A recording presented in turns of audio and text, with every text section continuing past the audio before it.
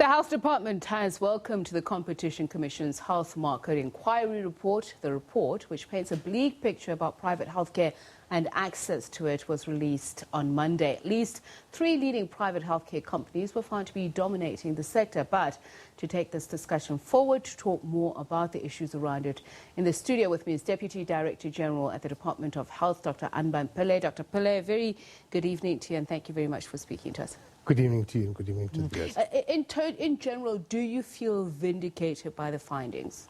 That's a very good word. Yes, we certainly do, because you would have noticed over the many years that we've been raising these issues of access to healthcare, the high costs, the dominance of particular players in the market, and for the patients, the difficulties that they've had in accessing care and the co-payments that they've had to pay. So we certainly think that this report identifies the key issues that we for a long time have been concerned about.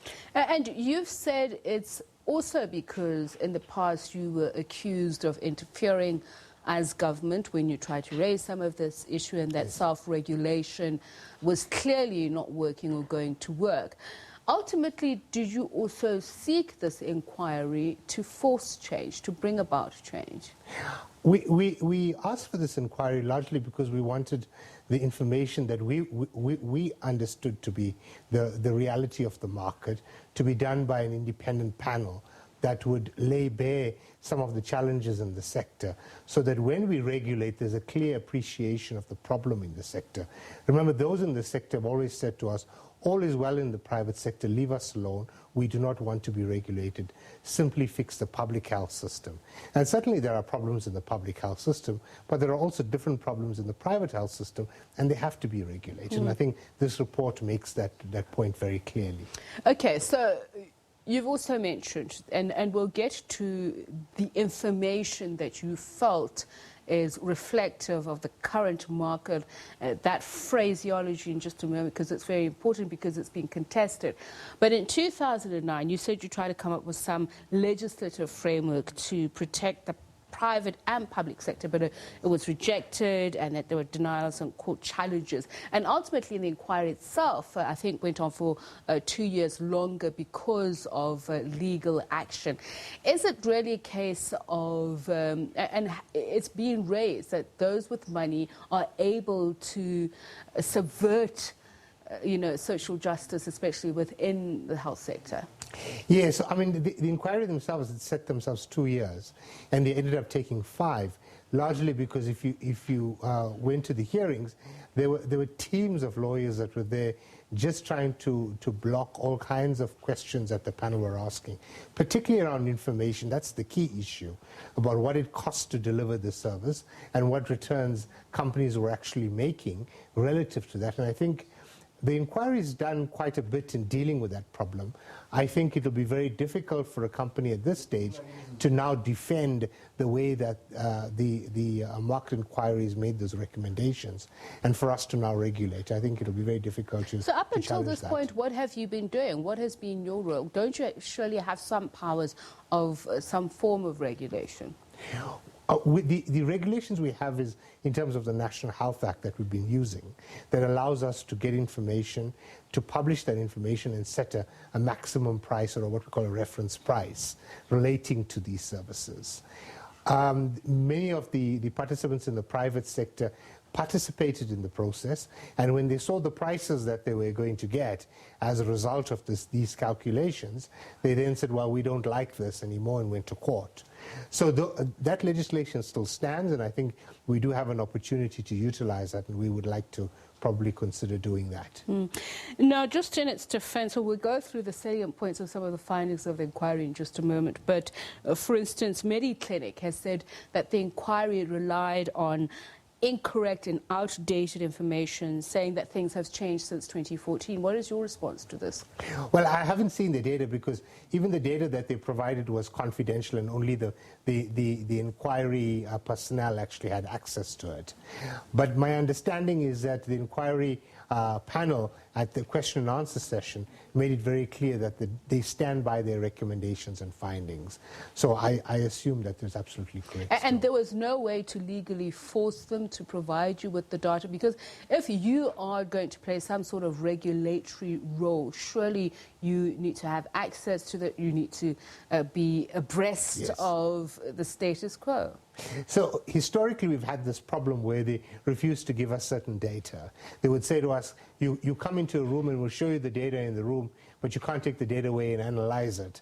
But what the inquiry has done is said, well, you need to have full access to the data, because this is about transparency and accountability, and players in the private sector cannot simply say, well, you cannot have access to data. So I think when we rewrite the legislation, we'll certainly be fixing those kinds of gaps in the law. So just looking at some of the findings, the observations made, how would you deal with the market, for instance? You've mentioned the fact that it's characterized and highly concentrated by funders and facilities markets. So how would you suggest that it ought to be dealt with moving forward?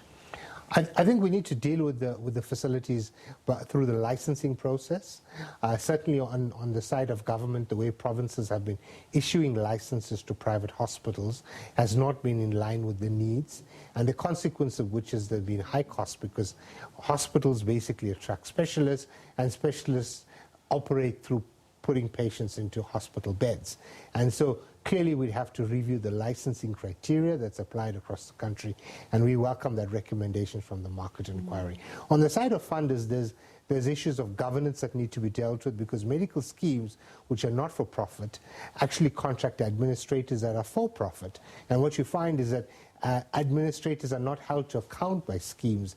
That's the finding from the market inquiry. And so certainly in the Medical Schemes Act, we're going to improve the governance requirements about how trustees are appointed to schemes. We're supposed to look after the monies of the members and hold their administrators more accountable for the services they provide. And the major hospitals, they've been accused for some time of collusive behavior, and also the facilities operating outside of any kind of scrutiny, especially when it comes to the quality of services and clinical outcomes. How can that be tackled? Well, we would want to set up a database that provides the public with information about a particular facility and what its success rate is around various medical procedures. The private sector has been fairly reluctant to want to do that, and so we'd have to probably legislate to force them to actually provide that data, and we'll have to publish that in a manner that the public would appreciate. So a watchdog is clearly needed, and that is also to help regulate the healthcare suppliers. Where would you start with that process? Because ultimately, they would also argue that you need someone who's largely independent as a regulator. Well, I think the independence comes through the structures that are set up, and certainly we have what we call Section 3A public entities that are responsible for much of this analysis and publication.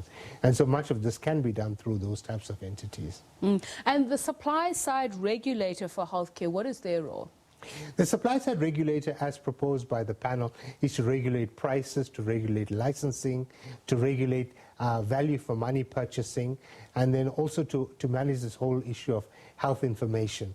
The point we just spoke about, where there should be a central... So they would be adequate for that task? Yes, I think we certainly need a repository of information in the country to know about what the health outcomes are, not just for the public system, because we publish that in our annual reports as a department, but for the private system. Nobody actually knows what the success rate is, what are the challenges in the private sector in terms of care, etc., because there's no publication that would cover that. So they would serve also as a negotiating forum for practitioners, I'd imagine.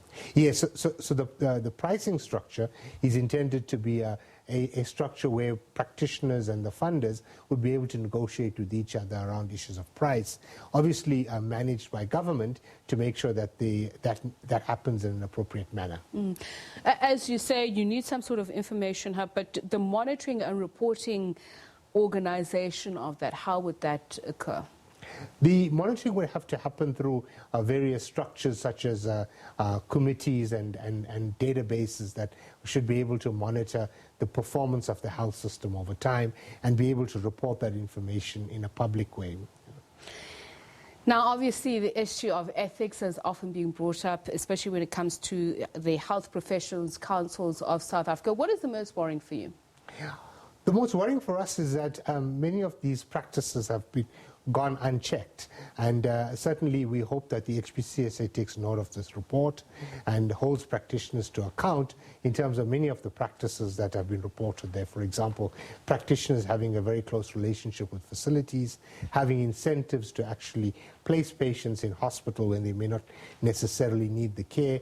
The market inquiry provides a report that South Africa has one of the highest cesarean section rates in the world relative to 17 OECD countries.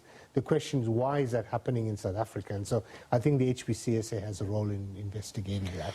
So a standardized option is ultimately what is wanted and needed. You've said as a health department that you believe that the NHI is the answer to all of this. And there's also been a recommendation by the panel for at least some sort of a package, recommendation of a minimum prescribed benefits package from the medical aid. Can these two coexist, or would the NHI be the end-all and be-all? Well, I think from now until the implementation of NHI, which is in 2026, medical schemes could certainly standardize their package so that members of the public who are having to choose between schemes and options know that there's a basic minimum package that everybody's entitled to, that has all of the essential services that a member of the public should have access to. In addition to that, schemes could add on additional benefits if they so wish, which the public can choose to buy or not. But at least that minimum package should be available to everybody so that people who are unable to compare between packages know that whatever package they choose, there's a minimum set of services always being covered. All right, thank you very much for your time. Dr. Anbhan Pillay is Deputy Director General in the Health Department. We're going to take a quick break. Don't go away.